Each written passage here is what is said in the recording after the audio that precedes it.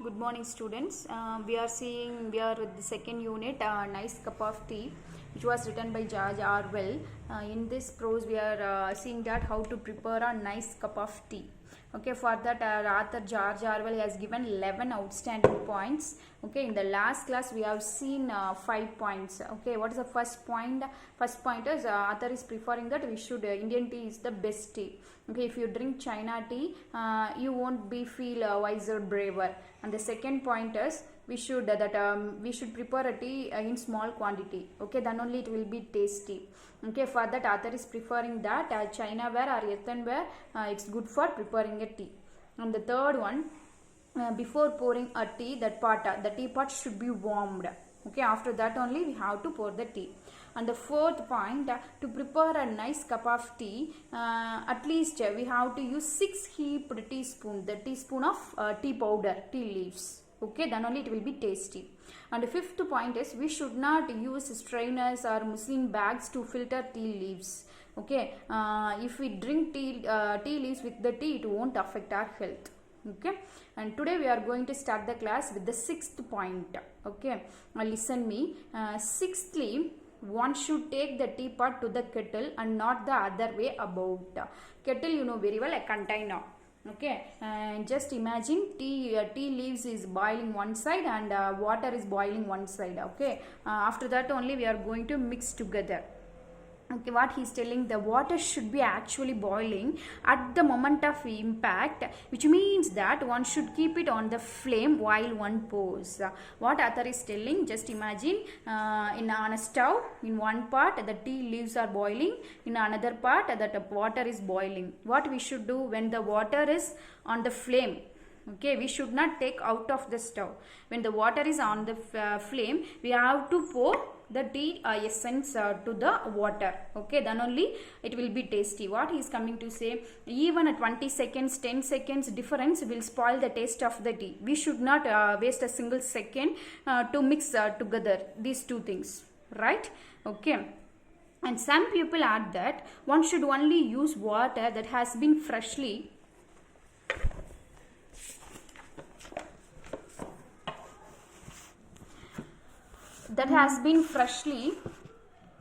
brought to the boil, but I have never noticed that it makes any difference. But instead of doing this, this means water, that boiling the water and boiling the tea leaves, we have to do these two things separately. Okay, when both things are on the flame, we have to pour, we have to mix together. Okay, but instead of doing this, some people telling that I am going to use fresh water. Okay, without boiling the water, they are using fresh water to prepare a tea. But I could find any difference in that. What he is telling, that tea, it won't be nice. Okay, I hope you can understand the sixth point. Okay, that main thing is that when we are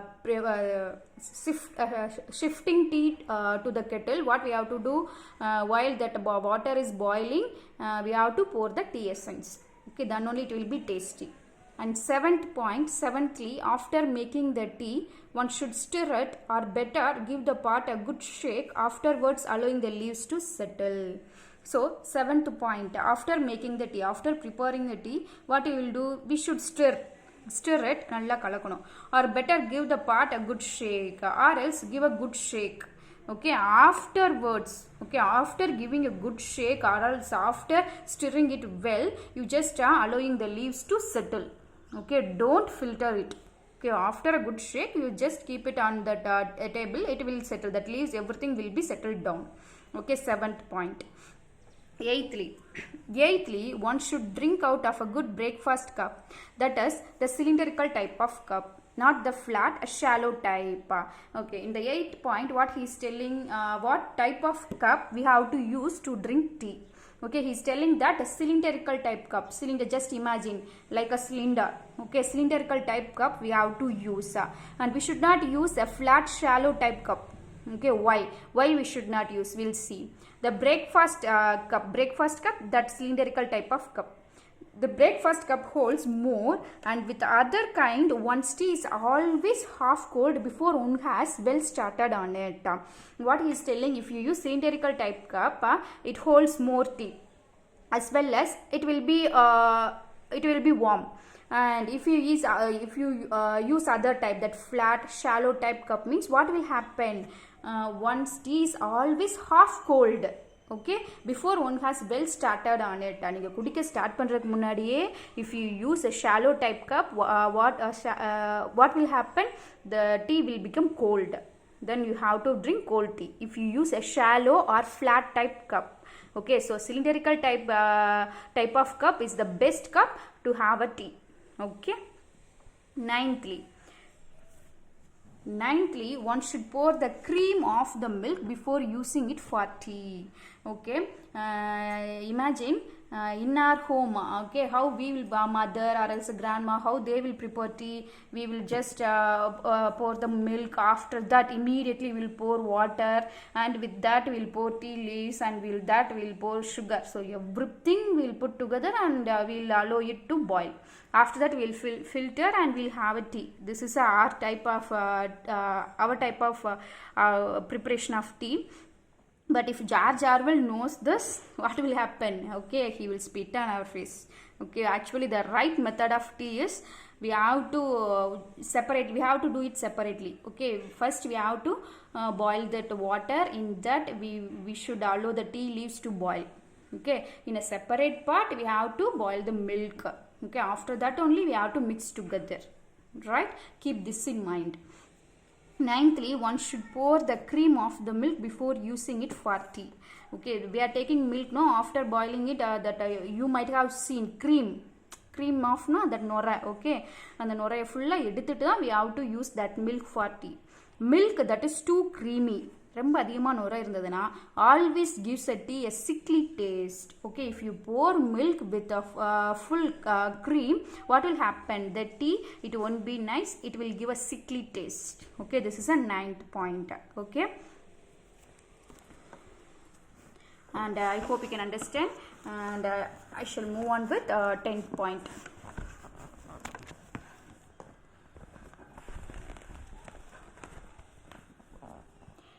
Tenthly, one should pour tea into the cup first.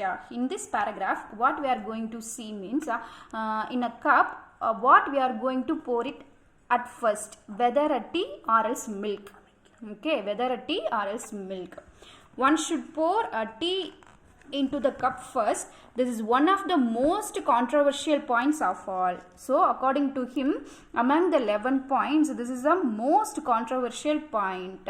Which one is the most controversial points? Which one we have to pour first, whether a tea or else milk? Indeed, in every family in Britain, there are probably 2 schools of thought on the subject. Actually, in Britain, there are 2 kinds of people. Okay, one kind is referring that we have to pour the milk first. Okay, and one more type, they are referring no, we have to pour the tea first. Okay, this is a 2 types of school. Okay, 2 types of people he is mentioning. The milk first school can bring forward some fairly strong arguments. The group of people who are telling that we have to pour the milk first, then only tea will be perfect. That kind of people, they are bringing strong arguments. Okay, why we have to do that? So for that, that kind of people giving so many strong points. But I maintain that my own argument is unanswerable. So I am also telling some points, but to my points there is no answer at all. Okay, and this is that. What is our George Orwell's idea? We'll see which one we have to pour first, whether a tea or milk, according to George Orwell.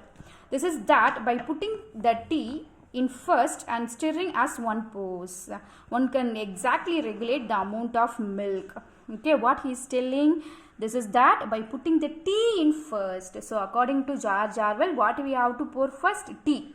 Okay, we have to, in a cup, we have taken a cup. In that cup, we have to pour the tea essence first. Tea essence alone. Okay, still we didn't add milk. Tea in the first and stirring as one pours. So while one is pouring tea essence, and other, what he has to do, he has to pour milk. Then only we can regulate the right amount of milk. Okay, then only that perfect tea we can prepare. Understood? And whereas one is liable. Liable means responsible. Very very important synonym. Liable means responsible, whereas one is liable to put in too much milk if one does it the other way round. So what he is telling, instead of pouring tea, if you pour milk first, okay, milk first after the tea essence.